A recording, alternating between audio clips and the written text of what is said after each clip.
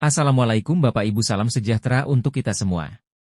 Pada sesi ini kita akan membahas sesuai dengan kisi-kisi Kemenpan RB Tes Kompetensi Teknis P3K 2024 poin kedua tentang materi suatu disiplin ilmu yang relevan.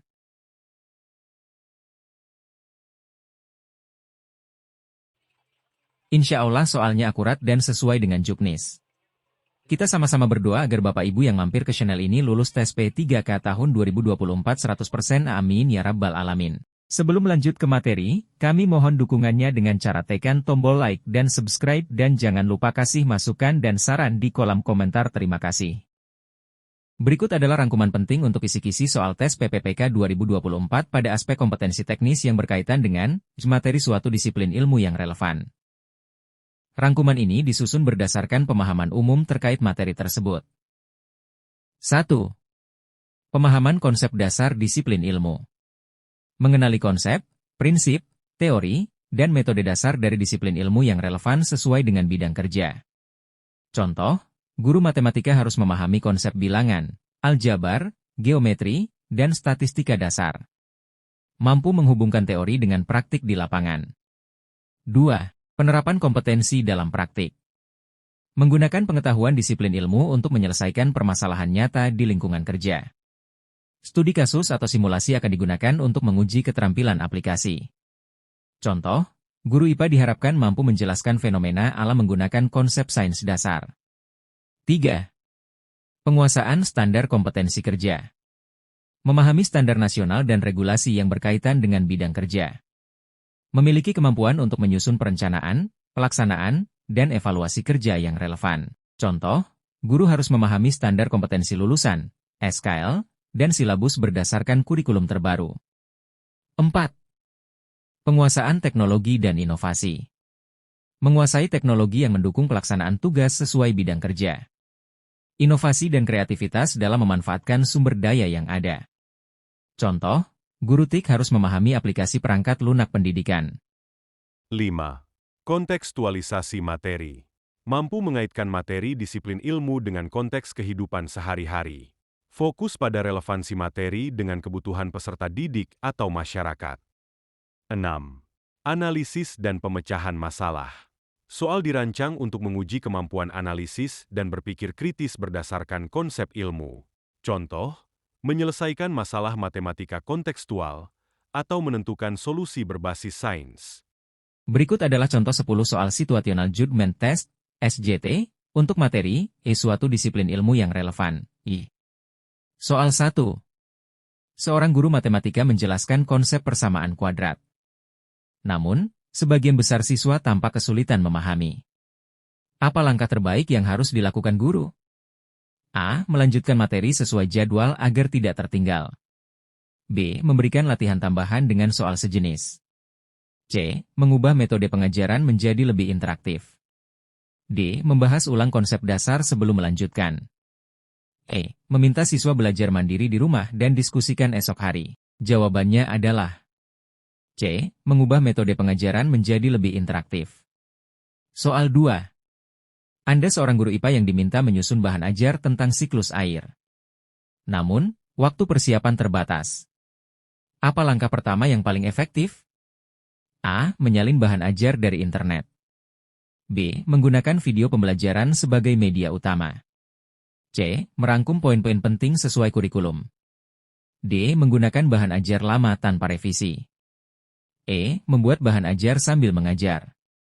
Jawabannya adalah C. Merangkum poin-poin penting sesuai kurikulum.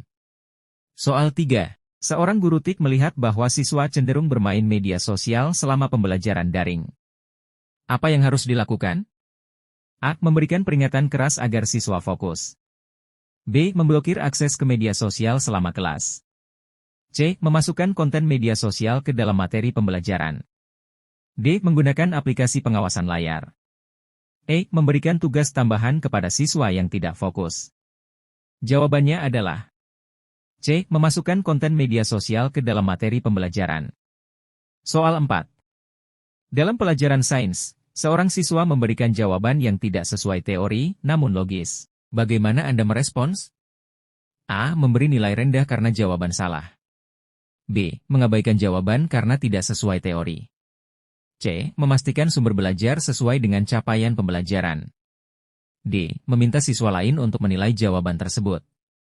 E. Menggunakan jawaban tersebut sebagai bahan diskusi. Jawabannya adalah C. Memastikan sumber belajar sesuai dengan capaian pembelajaran.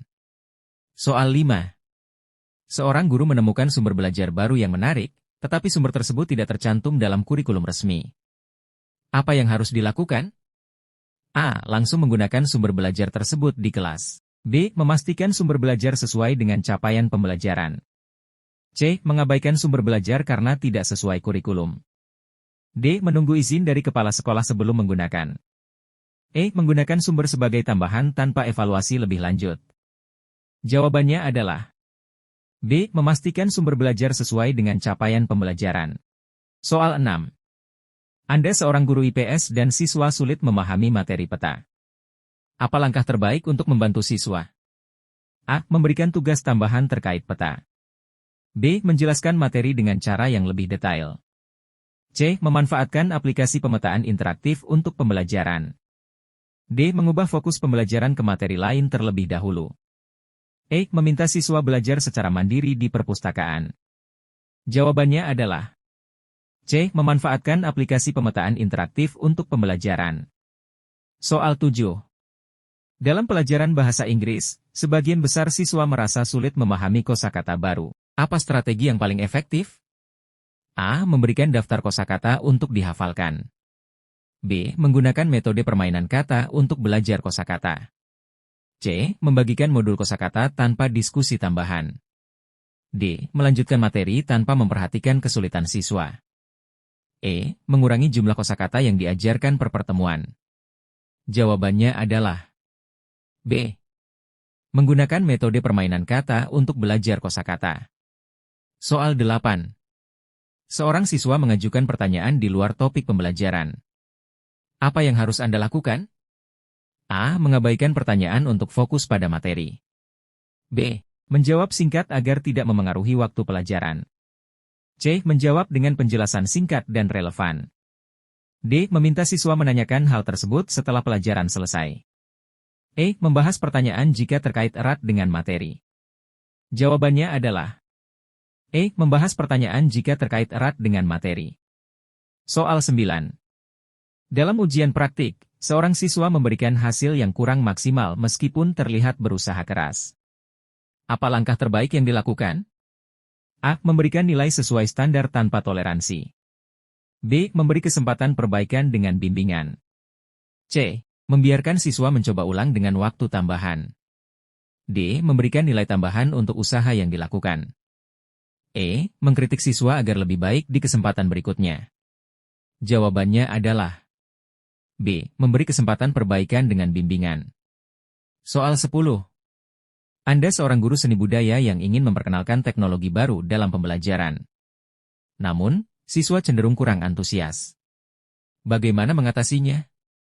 A. Menggunakan teknologi dalam tugas akhir untuk memaksa mereka beradaptasi. B. Menyediakan tutorial sederhana agar siswa memahami teknologinya. C. Menggunakan teknologi secara bertahap dalam setiap sesi. D. Meminta siswa untuk mencari tutorial secara mandiri. E. Menghentikan penggunaan teknologi jika siswa tidak tertarik. Jawabannya adalah C. Menggunakan teknologi secara bertahap dalam setiap sesi. Soal-soal ini mengukur kemampuan analisis, solusi praktis, dan penerapan teori dalam situasi nyata.